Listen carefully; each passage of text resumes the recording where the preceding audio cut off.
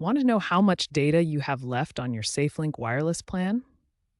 It's crucial to monitor your usage to avoid throttled speeds.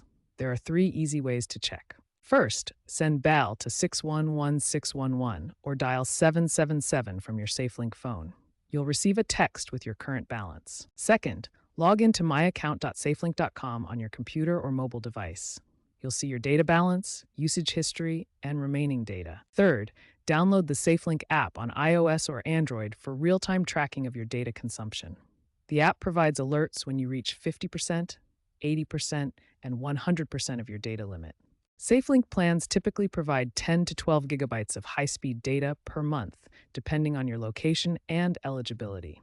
This allows for smooth browsing, streaming, and app usage. Once you exceed this limit, your data speed will be throttled to 2G speeds, around 128 to 256 kilobyte per second.